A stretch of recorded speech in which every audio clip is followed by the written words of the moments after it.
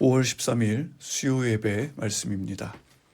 오늘은 고린도전서 2장 1절로 16절의 말씀으로 십자가, 세상이 알 수 없는 하나님의 지혜라는 제목으로 말씀 나누겠습니다. 말씀 우리 함께 기도드립니다. 사랑과 은혜가 풍성하신 아버지 하나님, 오늘도 저희를 품어주시고 예배드리게 하시니 감사드립니다. 한 주간 베풀어 주신 은혜 감사드리며 이 시간 더 큰 은혜를 사모하오니 말씀하여 주시고 그 말씀 들을 귀와 마음을 허락하여 주셔서 그 말씀 붙잡고 다시 일어서는 귀하고 복된 시간으로 주여 인도하여 주시옵소서. 예수님의 이름으로 감사하며 기도드립니다. 아멘. 사랑하는 성도님들, 오늘도 수고 많으셨습니다. 마음을 어지럽히는 많은 생각들, 또 복잡한 일들은 잠시 내려놓으시고 편안하게 오늘 우리에게 주시는 하나님의 말씀에 귀 기울이시는 시간, 또 내일을 다시 살아갈 영적인 힘을 얻는 시간 되시길 바랍니다. 오늘 함께 살펴볼 말씀은 사도 바울이 고린도 교회 성도들에게 보낸 편지입니다. 이 말씀의 내용을 좀 더 이해하기 위해서는 이 편지를 받은 분들이 살고 있었던 그 고린도라는 도시가 어떤 곳이었는지 당시의 문화와 또 배경을 잠시 살펴볼 필요가 있는데요. 지금으로부터 약 2000년 전 그 고린도는 로마 제국 안에서도 아주 크고 또 번화한 그런 도시였습니다. 바다와 바다를 이어주는 그런 교통의 중심지에 있어서 수많은 배가 오가면서 많은 돈과 또 물건들이 모여드는 상업 도시였던 것이죠. 돈이 모이는 곳에는 자연스럽게 여러 나라의 사람들이 몰려들기 마련이죠. 사람들은 돈을 더 벌기 위해서 또는 더 높은 자리로 올라가기 위해 치열하게 경쟁하며 살았습니다. 그리고 고린도는 다양한 문화와 사상과 또 철학이 뒤섞여 있는 복잡한 곳이었는데요. 특히 말하는 기술, 즉 수사학이라고 하죠. 그것을 중요하게 생각했습니다. 광장이나 또 시장에 모여서 누가 더 그럴듯하게 말을 잘하는지, 누가 더 어려운 철학 용어를 써가면서 사람들의 마음을 사로잡는지를 놓고 경쟁했던 것이죠. 사람들은 화려하고 또 논리적인 연설을 듣는 것을 최고의 오락거리로 여겼고, 남들보다 똑똑하게 말하고 또 세련된 그런 단어를 사용해서 상대를 논리로 굴복시키는 것이 그 사람의 신분과 또 성공을 결정짓는 중요한 기준이었던 것입니다. 한마디로 고린도는 인간의 지식과 또 화려한 그 말솜씨가 최고의 권력이 되는 그런 곳이었던 것이죠. 그런데 안타깝게도 세상의 이런 문화가 고린도 교회 안으로도 또 그대로 들어온 것입니다.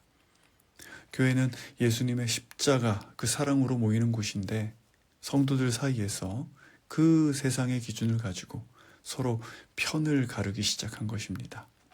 그들은 모여서 이렇게 따졌죠. 우리 교회에서 누가 더 설교를 잘하는가? 누가 더 똑똑하게 가르치는가? 어떤 사람은 교회를 세운 바울이 더 낫다고 말하고, 어떤 사람은 말을 유창하게 하는 아볼로가 더 낫다고 말하고, 어떤 사람은 베드로가 낫다고 하는 것입니다. 이것은 아주 심각한 문제였죠. 신앙의 핵심은 우리 구주 예수님의 십자가입니다. 우리를 구원하신 하나님의 은혜입니다. 그런데 이 십자가의 본질은 사라지고 대신 사람의 지식과 말솜씨가 그 교회의 중심을 차지했던 것이죠. 복음이 사람의 그런 화려한 껍데기에 가려져 버린 것입니다. 교회에 매우 큰 위기가 찾아온 것이죠. 이런 상황을 바로잡기 위해 사도 바울은 편지를 씁니다. 본문 1절에서 바울은 아주 단호하게 말하는데요. 1절입니다. 형제들이여, 내가 여러분에게 가서 하나님의 비밀을 전할 때 달변이나 지혜로 하지 않았습니다. 바울은 자신이 처음 고린도에 가서 복음을 전할 때 화려한 말기술이나 또 세상의 지혜 같은 것들을 사용하지 않았다라고 분명하게 말합니다. 왜 그럴까요? 바울이 말을 못하는 사람이었을까요? 배운 것이 없는 무식한 사람이었을까요? 그렇지 않습니다. 바울은 그 시대 최고의 율법학자인 가말리엘 밑에서 공부한 엘리트였을 뿐만 아니라 당시 최고의 그 철학 그런 교육 도시 중에 하나였던 다소 출신이었습니다. 수사학과 철학 매우 능통한 엘리트 지식인이었던 것이죠. 바울이 마음만 먹었다면 고린도 사람들의 입맛에 맞게 충분히 복음을 포장할 수 있었습니다. 어려운 철학 용어를 사용하면서 유창한 말로 사람들의 박수를 받을 수 있었을 것입니다. 하지만 바울은 그 모든 인간적인 방법들을 사용하지 않았던 것이죠. 자신이 가진 그 꽤 훌륭한 무기들 왜 사용하지 않았을까요? 그 이유가 2절에 나옵니다. 2절입니다. 내가 여러분 가운데서 예수 그리스도 곧 십자가에 못 박히신 그분 외에는 아무것도 알지 않기로 작정했기 때문입니다. 네, 바울은 예수 그리스도 외에는 아무것도 알지 않기로 작정했던 것입니다. 바울은 사람의 영혼을 구원하고 변화시키는 힘이 화려한 말솜씨에 있지 않다라는 것을 알았던 것이죠. 사람을 살리는 진짜 능력은 오직 예수 그리스도의 십자가에만 있다는 사실을 정확히 알았던 것입니다. 십자가에 대해 잠시 생각해 보겠습니다. 로마 시대 사람들에게 그 십자가는 어떤 의미였을까요? 십자가는 당시 존재하는 사형 방법 중에서 가장 잔인한 처형 도구였습니다. 로마 시민권을 가진 사람에게는 십자가 형벌을 내리지 않았습니다. 오직 노예나 반역자 또 흉악범들에게만 그들만 매달아 죽이는 아주 수치스러운 형틀이었던 것이죠. 힘과 또 권력을 최고로 생각하는 세상 사람들에게 예수님이 십자가를 지신 것은 아주 이상한 것입니다. 사람들은 수단과 방법을 가리지 않고 성공을 쫓죠. 그런데 예수님은 자신을 찌르는 자들에게 반항하지 않으셨습니다. 피를 흘리며 무기력하게 십자가에 매달려 죽으셨죠. 이 모습은 세상 사람들의 눈에 실패와 나약함으로 보였습니다. 유대인들은 하늘에서 불이 떨어지거나 바다가 갈라지는 그런 기적만 원했고, 그리스 사람들은 머리로 이해되는 논리적인 철학만을 원했습니다. 그런데 이런 사람들에게 십자가에서 처형당한 분을 구원자라고, 메시아라고 전하는 것이죠. 이것은 세상의 지혜로는 도저히 받아들일 수 없는 이야기죠. 아주 어리석은 소리처럼 들렸을 것입니다. 그러나 바울은 세상 사람들의 눈에 미련해 보이고 실패한 것처럼 보이는 그 십자가 안에 위대한 진리가 있음을 깨달았던 것입니다. 그 십자가 안에 인간을 향한 창조주 하나님의 사랑이 있었습니다. 세상을 구원하시는 진정한 지혜가 담겨 있음을 깨달았던 것입니다. 세상은 힘으로 다른 사람을 짓누르죠. 돈으로 사람을 조종합니다. 하지만 하나님은 세상을 구원하기 위해 전혀 다른 방식을 사용하셨다라는 것입니다. 하나님은 영광을 버리고 낮은 곳으로 내려오셨고 십자가 위에서 생명을 내어주셨다는 것, 무조건적인 희생을 통해 우리를 죽음과 심판에서 건져내셨다라는 것을 바울은 전하는 것이죠. 인간의 굳은 마음을 녹이는 것은 세상의 논리가 아닙니다. 하나님과의 관계를 이어주고 영원한 생명을 주는 것은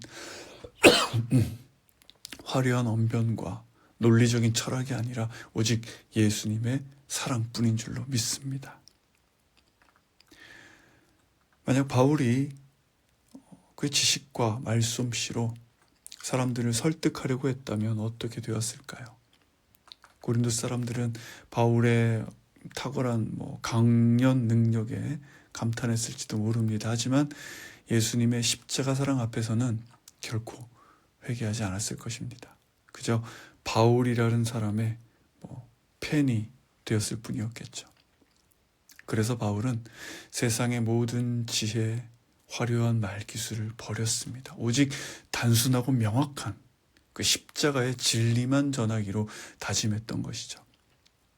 투박해 보이는 십자가, 그 안에 영혼을 살려내는 강력한 하나님의 능력이 있는 줄로 믿습니다.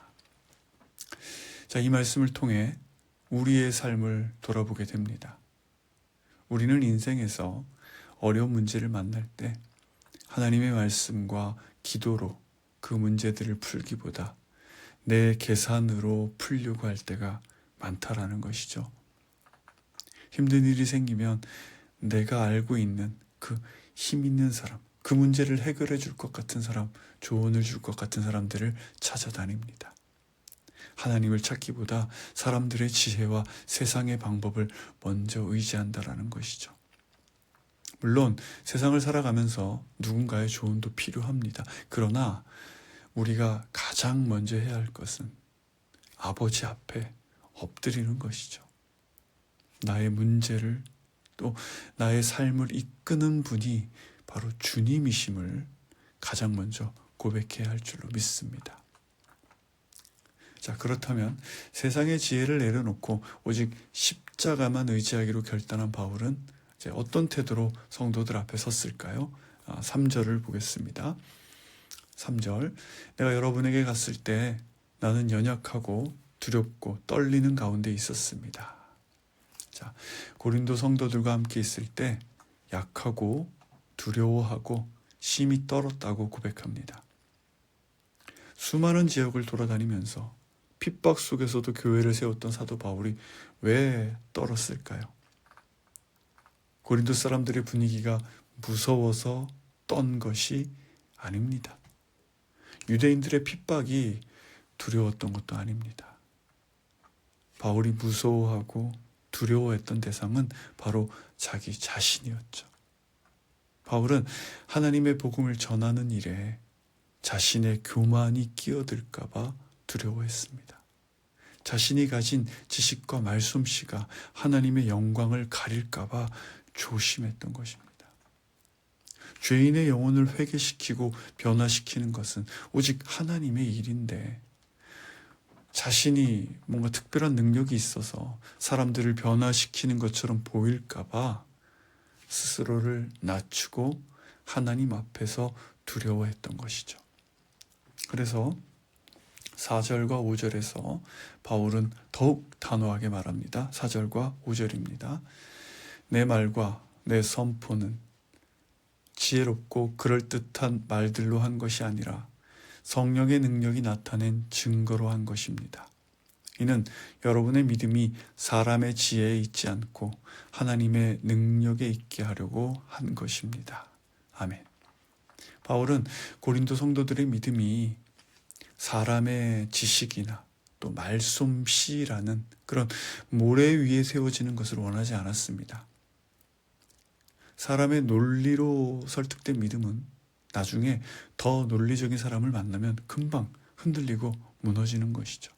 바울은 오직 영원히 변하지 않는 하나님의 능력, 즉 성령님의 일하심 위에 성도들의 믿음이 뿌리 내리기를 간절히 바랬던 것이죠. 우리는 살아가면서 스스로가 부족하다고 느낄 때가 많습니다. 배운 것이 부족해서, 가진 돈이 없어서, 남들 앞에서 말을 잘 못해서 그래서 주님의 일을 할 수 없다고 생각할 때가 있다는 것이죠. 자, 그러나 하나님이 일하시는 방식은 그렇지 않습니다. 하나님은 우리의 똑똑함을 사용하시는 분이 아니죠. 하나님은 오히려 우리의 부족함 또 연약함을 통로로 삼아 일하시는 분인 줄로 믿습니다. 네, 아멘입니다. 바울은 6절부터 세상의 지혜와 다른 이제 진짜 지혜에 대해 설명하는데요. 6절입니다. 그러나 우리는 성숙한 사람들 가운데서 지혜를 말합니다. 그런데 이것은 이 세대의 지혜도 없어져 버릴, 이 세상에서 다스리는 사람들의 지혜도 아닙니다. 네. 세상 사람들이 쫓아가는 세상의 지혜와 하나님이 주시는 영적인 지혜를 나누어서 설명하죠. 대단해 보이는 최신 기술이나 세상의 지혜 같은 것들, 그리고 통치자들의 영원할 것 같은 권력도 언젠가는 반드시 끝이 난다는 것이죠. 하지만 하나님께서 주시는 그 구원의 지혜는 전혀 다릅니다. 7절에서 감춰졌던 하나님의 지혜라고 말씀하시는데요. 자, 7절입니다. 오직 우리는 비밀로 감춰졌던 하나님의 지혜를 말합니다. 이것은 하나님께서 우리의 영광을 위해 영원전에 미리 예정해 두신 것입니다. 아멘. 이 십자가의 지혜는 세상이 만들어지기 전부터 하나님께서 우리를 구원하시기 위해 준비해 두신 놀라운 계획이고요. 자, 8절 말씀을 보실까요? 8절입니다. 이것은 이 세대를 다스리는 사람들 가운데는 누구도 알지 못했던 것입니다. 만일 그들이 알았더라면 영광의 주를 십자가에 못 박지 않았을 것입니다. 네, 세상에서 스스로 똑똑하다고 자부하던 자들은 이 위대한 하나님의 지혜를 전혀 알지 못했다라는 것입니다. 그들은 똑똑한 척했지만 진짜 생명의 주인을 알아보지 못했던 것이죠. 인간의 머리로는 생각할 수 없는 이 하나님의 지혜를 그럼 우리는 어떻게 알고 믿게 되었을까요? 9절입니다. 기록되기를 눈으로 보지 못하고 귀로 듣지 못하고 사람의 마음에 떠오르지 않는 아는 것들을 하나님께서는 자기를 사랑하는 사람들을 위해 예비해 주셨다라고 한 것과 같습니다. 네, 인간의 눈으로 보지 못하고 귀로 듣지도 못하고 마음으로 상상하지도 못한 그 구원의 은혜들을 하나님께서 자기를 사랑하는 자들을 위해 친히 예비하셨다라고 말하고 있죠. 그리고 10절에서 그 비밀의 문을 여는 열쇠를 알려주는데요. 10절입니다. 하나님께서는 성령을 통해 이것을 우리에게 깨달아 알게 해주셨습니다. 성령께서는 모든 것, 곧 하나님의 깊은 것들까지도 자세히 살피시는 분이십니다. 네. 사람의 속마음은 오직 그 사람 자신만이 알 수 있습니다. 같이 사는 가족이라고 해도 내 마음속에 있는 생각, 아픔, 전부 알 수는 없는 것이죠. 이와 마찬가지로 우주보다 크신 하나님의 그 깊은 마음은 오직 하나님의 영이신 성령님만이 아신다는 것이죠. 우리가 성경 말씀을 읽고 또 듣고 예수님의 십자가가 나를 위한 것이라고 내가 믿게 된 것은 내가 똑똑해서가 아닙니다. 세상 사람들보다 지혜로워서 깨달은 것이 아닙니다. 성령님께서 죄로 인해 닫혀있던 나의 마음을 열어주셨기 때문에 가능한 것이죠. 어두운 방에 불을 탁 켜듯이 성령님께서 진리의 빛을 비춰주셔야만 우리는 하나님의 사랑을 알아볼 수 있는 것입니다. 자, 12절을 보시면 우리는 세상의 영을 받지 않고 하나님께로부터 온 영을 받았습니다. 이것은 하나님께서 우리에게 주신 은혜의 선물들을 깨달아 알게 하시려는 것입니다. 네, 성령님이 우리 마음에 오신 목적은 분명합니다. 하나님께서 우리에게 주신 그 구원의 은혜가 얼마나 큰 것인지를 깨달아 알게 하시기 위한 것이죠. 자, 이어서 바울은 사람을 육에 속한 사람과 영에 속한 사람 두 종류로 나누어서 설명하는데요. 14절을 보겠습니다. 육에 속한 사람은 하나님의 영적인 일들을 받아들이지 않습니다. 그에게는 이런 것이 어리석고 이해할 수 없는 일들입니다. 이런 일들은 영적으로만 분별되기 때문입니다. 네. 그들에게는 눈에 보이지 않는 하나님을 예배하는 것이 쓸데없어 보입니다. 나에게 이익이 되지 않는데 이웃을 위해 희생하고 손해를 보는 그 기독교의 가르침이 어리석은 시간 낭비로 보일 뿐입니다. 그들은 철저하게 돈, 명예, 육신의 이익으로만 세상을 평가하고 계산하죠. 그래서 예수님의 그 십자가 희생을 아무리 논리적으로 설명해 주어도, 그들이 말하는 그 지혜로 설명해 주어도 가슴으로 이해하지 못하는 것입니다. 영적인 비밀은, 진정한 지혜는 성령님의 도우심으로만 바르게 분별할 수 있기 때문이죠. 반면에 영에 속한 사람, 즉 성령님을 모시고 사는 사람은, 그 사람의 삶은 세상 사람들과 다른데요. 자, 15절 보실까요? 15절입니다. 신령한 사람은 모든 것을 판단하나 자기는 아무에게도 판단을 받지 않습니다. 자, 여기서 모든 것을 판단한다라는 것은 남의 잘못을 잘 캐내서 그것을 아주 똑똑하게 비방한다, 이런 뜻이 아닙니다. 세상이 돌아가는 모습을 성령님의 도우심과 또 말씀을 기준으로 바르게 분별하고 꿰뚫어 본다라는 뜻입니다. 성령 충만한 사람은 세상 사람들의 유행에 휩쓸리지 않죠. 요동하지 않습니다. 무엇이 영원한 가치가 있는 일인지, 무엇이 썩어 없어질 허무한 것인지 꿰뚫어 본다는 것이죠. 또한 아무에게도 판단을 받지 않는다라는 이 말씀은요, 자유하다는 것입니다. 세상은 끊임없이 우리를 평가합니다. 한 달에 얼마를 버는지, 어떤 집에 몇 평에 사는지, 어떤 대학을 나왔는지, 외모가 어떠한지, 이런 것들을 가지고 점수를 매기죠. 우리가 이런 기준에 마음을 빼앗기면 평생 남들과 나를 비교하며 열등감 속에서 살아야 합니다. 하지만 성령 안에 있는 사람은 그들의 평가 기준에 얽매이거나 상처받는 것이 아니죠. 하나님께서 나를 소중하게 여기시는 것을 알기 때문입니다. 예수님께서 생명을 내어주실 만큼 나를 사랑하신다는 것을 믿기 때문입니다. 오직 하나님만이 내 인생을 판단하시는 유일한 분임을 굳게 믿기 때문에 다른 그 어떤 평가들로부터 자유로워지는 것이죠. 자, 마지막 16절입니다.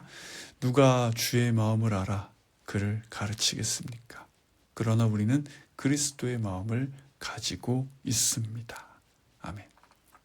이 세상 그 누구도 하나님의 마음을 다 안다고 말할 수 없고 하나님에 대해 다 가르칠 수도 없는 것이죠. 그러나 성령님을 마음에 모시고 사는 우리는 예수님의 마음을 소유한 사람들이 되었다라는 것이죠.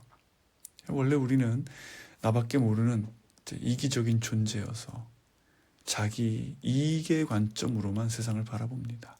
그런데 성령님께서 우리 안에 찾아오셔서 예수님의 마음을 심어주신 것이죠.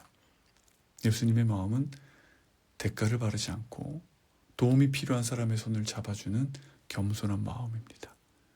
고난의 시간을 지날 때도 하나님의 계획을 믿고 인도하심을 믿고 좌절하거나 원망하지 않는 순종의 마음입니다.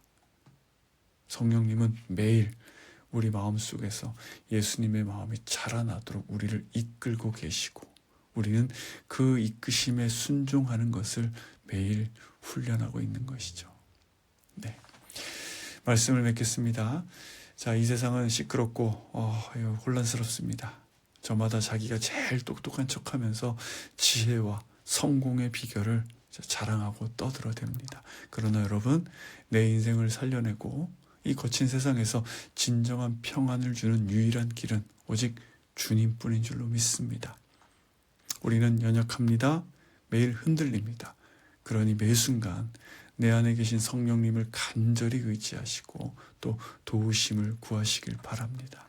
그리고 주시는 마음에 순종하시길 바랍니다. 그러면 우리 안에 깊은 하나님의 평안을 부어주실 줄로 믿습니다.